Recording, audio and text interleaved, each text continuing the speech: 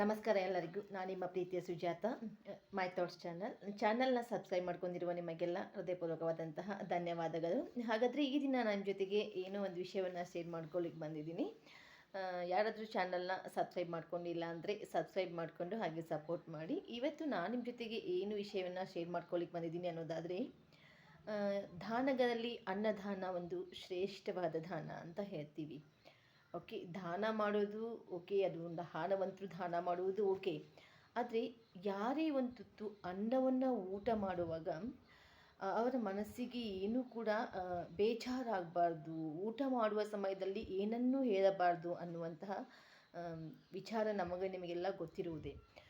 ನಾವು ಏನನ್ನೇ ಮಾಡ್ತಾ ಇದ್ದೀವಿ, ಇವತ್ತು ಏನೆಲ್ಲ ಸಂಪಾದನೆ ಮಾಡ್ತಾ ಇದ್ದೀವಿ, ಈ ಬದುಕಿನಲ್ಲಿ ಏನೆಲ್ಲ ಪಾತ್ರಗಳನ್ನು ಹಾಕ್ತಾ ಇದ್ದೀವಿ, ಅದೆಷ್ಟೋ ಬೇರೆ ಜನ, ಪ್ರತಿಯೊಬ್ಬ ವ್ಯಕ್ತಿಯೂ ಕೂಡ ನಾನಾ ಪಾತ್ರಗಳನ್ನು, ಅಂದರೆ ಒಬ್ಬ ಡಾಕ್ಟ್ರು, ಇಂಜಿನಿಯರು, ಲಾಯರು, ಕೂಲಿ ಮಾಡೋನು, ಯಾವುದೇ ಕೆಲಸವನ್ನು, ಒಬ್ಬ ಕಲಾವಿದನು ಏನೇ ಮಾಡಲಿ, ನಾವು ಎಲ್ಲ ಮಾಡ್ತಾ ಇದ್ದೀವಿ ಅಂದರೆ ಅದನ್ನೆಲ್ಲ ಮಾಡ್ತಾ ಇರೋದು ಚೋಟು ಹೊಟ್ಟೆಗಾಗಿ, ಗೇಣು ಬಟ್ಟೆಗಾಗಿ ಎನ್ನುವಂತಹ ಹಾಡೇ ಇದೆ. ಅಂದಮೇಲೆ ನಾವು ಎಷ್ಟೇ ಸಂಪಾದನೆ ಮಾಡಿದರೂ, ಏನೇ ಮಾಡಿದರೂ ಕೂಡ ಅದನ್ನು ಏನಂದರೆ, ಊಟ ಮಾಡುವಾಗ ನಮಗೆ ನೆಮ್ಮದಿ ಇರಬೇಕು. ಊಟ ಮಾಡುವಾಗ, ನಾವು ಮಲಗುವಾಗ ದಿಂಬಿಗೆ ನಮ್ಮ ತಲೆ ಒರಗುವಾಗ, ಅಂದರೆ ಸಾಯಂಕಾಲವರೆಗೂ ದುಡಿದು ಓಕೆ, ಸಮಾಧಾನವಾಗಿ ಊಟ ಮಾಡಿ ನಿದ್ದೆ ಮಾಡಬೇಕು. ಓಕೆ, ಊಟಕ್ಕಾಗಿ, ಬಟ್ಟೆಗಾಗಿ ಇಷ್ಟೆಲ್ಲ ಪಾತ್ರಗಳನ್ನು ನಾವೇನು ಮಾಡ್ತಾ ಇದ್ದೀವಿ, ನಾವು ನೀವೆಲ್ಲ ನಿರ್ವಹಣೆ ಮಾಡ್ಕೊಂಡು ಹೋಗ್ತಾ ಇದ್ದೀವಿ. ನಾನಿವತ್ತು ಎಲ್ಲರಲ್ಲೂ ಒಂದು ಏನು ರಿಕ್ವೆಸ್ಟ್ ಮಾಡ್ಕೋತೀನಿ ಅನ್ನೋದಾದರೆ, ಯಾವತ್ತಾದರೂ ನಾವು ಊಟಕ್ಕೆ ಯಾರಾದರೂ ನಮ್ಮ ಮಧ್ಯೆ ಏನೇ ಮನಸ್ತಾಪಗಳಿರಲಿ, ನಮ್ಮ ಮನೆಯಲ್ಲಿ ಯಾರೋ ಒಬ್ಬರು ಹೊರಗಡೆಯಿಂದ ಕೆಲಸ ಮಾಡ್ಕೊಂಬರಲಿ, ನಮ್ಮ ಮನೆಯಲ್ಲಿ ಯಾರೋ ಊಟ ಮಾಡ್ತಿರುವ ಸಂದರ್ಭದಲ್ಲಿ ನಮಗೆ ಏನೇ ಒಂದು ಟೆನ್ಷನ್ಗಳಿದ್ದರೂ ಕೂಡ, ಎಷ್ಟೇ ಕಷ್ಟಗಳು, ಏನೋ ಹೇಳಬೇಕನ್ನುವಂತಹ ಆತುರ ಇದ್ದರೂ ಕೂಡ, ಊಟ ಮಾಡುವ ಸಮಯದಲ್ಲಿ ಯಾರಿಗೂ ಮನಸ್ಸಿಗೆ ಬೇಜಾರು ಮಾಡುವಂತಹ ಕೆಲಸವನ್ನು ಮಾಡಬಾರ್ದು ಅನ್ನೋದೇ ನನ್ನ ಅನಿಸಿಕೆ. ಹಾಗಾದರೆ ಈ ವಿಷಯವನ್ನು ನಾನು ಯಾಕೆ ಶೇರ್ ಮಾಡ್ಕೋತೀನಿ ಅನ್ನೋದಾದರೆ, ನಮ್ಮಲ್ಲಿ ಒಂದು ನೋಡಿ, ನಾವು ಒನಕೆ ಓಬವ್ವನ ಕಥೆಯನ್ನು ಎಲ್ಲರೂ ಕೇಳಿದ್ದೀವಿ. ಆಕೆ ನಮ್ಮ ವೈರಿಗಳನ್ನು, ದೇಶದ ವೈರಿಗಳನ್ನು ಅವರು ಬಂದಾಗ, ಕೋಟೆಯ ಹತ್ತಿರ ಬಂದಾಗ ನೀರು ತರಲಿಕ್ಕೆ ಹೋಗಿರುವಂತಹ ಮಾತೆ ಮನೆಗೆ ಬಂದು ನೋಡಿದಾಗ ಆಕೆಯ ಪತಿ ಊಟ ಮಾಡ್ತಾ ಇದ್ದಾರೆ ಅನ್ನುವಾಗ, ಆಕೆ ಆ ಪತಿಗೆ, ಅಂದರೆ ಊಟ ಮಾಡುವಾಗ ಏನನ್ನು ಹೇಳಬಾರ್ದು ಅನ್ನೋದಕ್ಕೆ ಇದೊಂದು ದೊಡ್ಡ ಒಳ್ಳೆಯ ಎಕ್ಸಾಂಪಲ್ ಅಂತಲೇ ಅನಿಸುತ್ತೆ. ಆ ಮಹಾನ್ ಧೀರೆ, ಆ ತಾಯಿ ಒನಕೆ ಓಬವ್ವ ತನ್ನ ಪತಿಗೆ ಆ ವಿಷಯವನ್ನು, ಊಟ ಮಾಡೋದು ಬಿಟ್ಟು ಮಧ್ಯಕ್ಕೆ ಎದ್ದು ಬಿಡ್ತಾನೆ ನನ್ನ ಪತಿ ಅಂತ, ತಾನೇ ಒನಕೆಯನ್ನು ಹಿಡ್ಕೊಂಡು ಶತ್ರು ಸೈನ್ಯವನ್ನು ನಾಶ ಮಾಡಿರುವಂತಹ ಕಥೆಯನ್ನು ನಾವೆಲ್ಲ ಕೇಳಿದ್ದೀವಿ. ಅಂದರೆ ನಾವು ಅರ್ಥ ಮಾಡ್ಕೋಬೇಕು, ಊಟ ಮಾಡುವಾಗ ಯಾವುದೇ ವ್ಯಕ್ತಿ ಊಟ ಮಾಡುವಾಗ ಅಂತಹ ಶತ್ರು ಸೈನ್ಯವನ್ನೇ ಹೊಡೆದೋಡಿಸಿ, ಹೋರಾಡಿ ಪ್ರಾಣವನ್ನು ಕೊಟ್ಟರೂ ಕೂಡ ಊಟಕ್ಕೆ ಕೂತಿರುವ ಪತಿಯನ್ನು ಮೇಲೆ ಎಬ್ಬಿಸಬಾರದು ಅಂತ ತೀರ್ಮಾನ ಮಾಡ್ತಾರೆ.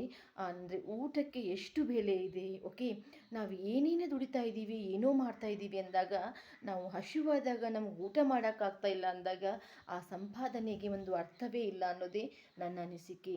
ಇವತ್ತು ಈ ವಿಷಯವನ್ನು ಯಾಕೋ ಶೇರ್ ಮಾಡ್ಕೊಳ್ಳೇಬೇಕನ್ನಿಸ್ತು. ಏನೇ ಇರಲಿ, ಈ ಮಹಾನ್ ಅನ್ನದಾನ, ದಾನ ಮಾಡೋದಂತೂ ಬೇರೆ, ನಾವು ದಾನ ಮಾಡ್ತೀವೋ ಇಲ್ವೋ ಅದು ಬೇರೆ. ಯಾರಾದರೂ ಊಟ ಮಾಡುವಾಗ ನಮ್ಮ ಏನೇ ಕಷ್ಟಗಳಿದ್ದರೂ ಕೂಡ, ಏನನ್ನೇ ಹೇಳಬೇಕನ್ನುವಂತಹ ಆತುರವಿದ್ದರೂ ಕೂಡ ಅದನ್ನು ಮನಸ್ಸಲ್ಲಿ ಇಟ್ಕೋಬೇಕು. ಯಾರಪ್ಪ ಹಬ್ಬ ಅಂದರೆ 5 ನಿಮಿಷ, 10 ನಿಮಿಷ, 15 ನಿಮಿಷದಲ್ಲಿ ಊಟ ಮುಗಿಸೋಗ್ತಾರೆ. ಆ ಸಮಯಕ್ಕೆ ನಾವೆಲ್ಲ ಏನು ಮಾಡಬೇಕು ಅಂದರೆ, ಒಬ್ಬ ಮನುಷ್ಯ ಊಟ ಮಾಡೋವರೆಗೂ ಆದರೂ ಸಮಾಧಾನವಾಗಿರಬೇಕು. ಊಟ ಮಾಡುವ ಸಮಯದಲ್ಲಿ ನಾವು ಯಾರಿಗಾದ್ರೂ ಬೇಜಾರು ಮಾಡಿಬಿಟ್ಟಾಗ, ಎಷ್ಟೋ ಸರಿ ಊಟವನ್ನು ಮಾಡೋದು ಬಿಟ್ಟೇ ಜನ ಎದ್ದು ಹೋಗಿರೋದನ್ನು, ಕೋಪ ಮಾಡ್ಕೊಂಡಿರೋದನ್ನು ನಾವು ನೋಡಿದ್ದೀವಿ. ನಾವು ಈಗ ಮನೆಯಲ್ಲಿ ಏನೋ ಊಟ ಮಾಡೋವಾಗ, ಮನೆಯಿಂದ ಹೊರಗಡೆಯಿಂದ ದುಡ್ಕೊಂಬಂದು ಊಟ ಹಚ್ಚಿಕೊಟ್ಟಾಗ ಯಾವುದೋ ವಿಷಯವನ್ನು ಹೇಳೋಕ್ಕೆ ಹೋದಾಗ, ಊಟ ಮಾಡ್ತೀನಿ, ಒಂದು 10 ನಿಮಿಷ ಆಮೇಲೆ ಕೇಳ್ತೀನಿ ಅಂತ ಹೇಳ್ತಾರೆ. ಯಾಕೆ? ಊಟ, ಹಸಿವು, ಹೊಟ್ಟೆ, ಇದಕ್ಕೆಲ್ಲದಕ್ಕೂ ಕೂಡ ಅದರದೇ ಆದಂಥ ಅಮೂಲ್ಯವಾದಂತಹ ಬೆಲೆ ಇದೆ. ನಾನು ಅದೇ ಹೇಳ್ತಾ ಇರೋದು ಪದೇ ಪದೇ, ನಾವು ಏನೇ ಮಾಡ್ತಾ ಇದ್ದೀವಿ ಅಂದರೂ ಕೂಡ ಈ ಹೊಟ್ಟೆಗಾಗಿ, ಬಟ್ಟೆಗಾಗಿನೇ ಮಾಡ್ತಾ ಇದ್ದೀವಿ. ದಯವಿಟ್ಟು ಯಾರು ಊಟ ಮಾಡುವಾಗ ನಿಮ್ಮ ಏನೇ ಮನಸ್ತಾಪ ಏನೇ ಇರಲಿ, ಅವ್ರಿಗೆ ಬೇಜಾರು ಮಾಡಬೇಡಿ. ಒಂದು 10-15 ನಿಮಿಷ, ಓಕೆ, ನಿಮ್ಮ ಎಷ್ಟೇ ನೋವು, ಎಷ್ಟೇ ಆತುರದ ಕೆಲಸ ಇದ್ದರೂ ಕೂಡ ಸಮಾಧಾನವಾಗಿರಿ ಅಂತ ಅಂತ ಹೇಳಕ್ಕೆ ಇಷ್ಟಪಡ್ತೀನಿ. ನಾವೇ ಊಟ ಮಾಡಕ್ಕೆ ಕುಂತಾಗ ನಮ್ಗೆ ಯಾರಾದರೂ ಏನೋ ಅಂದ್ಬಿಟ್ರೆ ಕೆಟ್ಟ ಕೋಪ ಬಂದುಬಿಡುತ್ತೆ.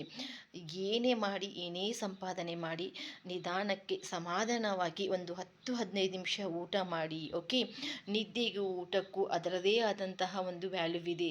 ಅದು ಸರಿಯಾದ ಸಮಯಕ್ಕೆ ಸಿಕ್ಕಿಲ್ಲ ಅಂದರೆ ಅಥವಾ ಆ ಸಮಯದಲ್ಲಿ ಯಾರಾದರೂ ತೊಂದರೆ ಮಾಡಿಬಿಟ್ಟಾಗ ತುಂಬ ಬೇಜಾರಾಗುತ್ತೆ. ಇವತ್ತು ಕೂಡ ನಾವು ಎಲ್ಲ ಕಡೆ ನೋಡ್ತೀವಿ, ಯಾರೋ ಸತ್ತೋಗಿರುವಂತಹ ಸುದ್ದಿಯನ್ನು ಕೂಡ ಒಬ್ಬ ಮನುಷ್ಯ ಊಟಕ್ಕೆ ಕುಂತಾಗ ಹೇಳಲ್ಲ. ಯಾಕಂದರೆ ಮದ್ಯಕ್ಕೆ ಊಟ ಬಿಟ್ಬಿಡ್ತಾರೆ ಅಂತ. ಅಷ್ಟೊಂದು ಒಂದು ಅಮೂಲ್ಯವಾದಂತಹ ದಾನ ಅನ್ನದಾನ. ಓಕೆ, ದಯವಿಟ್ಟು ಎಲ್ಲರೂ ಅರ್ಥ ಮಾಡ್ಕೊಳ್ಳಿ. ನಿಮ್ಮದು ಏನೇ ಭಿನ್ನಾಭಿಪ್ರಾಯ, ಎಂಥದೇ ಕೆಲಸ ಕಾರ್ಯ ಇರಲಿ, ಒಬ್ಬ ಮನುಷ್ಯ ಊಟ ಮಾಡುವಾಗ ಸಮಾಧಾನವಾಗಿರಿ. ನಂತರ ಬೇಕಾದಷ್ಟು ಸಮಯವಿದೆ ನಮ್ಮ ಎಲ್ಲ ಜೀವನದ ಕಷ್ಟ ನೋವುಗಳನ್ನು ಖುಷಿಯನ್ನು ಹಂಚ್ಕೊಳ್ಳಿಕ್ಕೆ ಅಂತ ಹೇಳ್ತೀನಿ. ಓಕೆ, ಇದು ನಿಮಗೆ ಸರಿ ಅನಿಸಿದರೆ ಲೈಕ್ ಮಾಡಿ, ಶೇರ್ ಮಾಡಿ, ಚಾನಲ್ನ ಸಬ್ಸ್ಕ್ರೈಬ್ ಮಾಡ್ಕೊಳ್ಳಿ. ಎಲ್ಲರಿಗೂ ನವರಾತ್ರಿ ಹಬ್ಬದ ಹಾರ್ದಿಕ ಶುಭಾಶಯಗಳು. ಮತ್ತೊಂದು ವಿಡಿಯೋದೊಂದಿಗೆ ನಾನು ನಿಮ್ಮನ್ನು ಮತ್ತೆ ಭೇಟಿ ಆಗ್ತೀನಿ. ಅಲ್ಲಿವರೆಗೂ ಖುಷಿಯಾಗಿರಿ, ನಗ್ತಾ ಇರಿ. Love you all. See you next video. Thank you so much.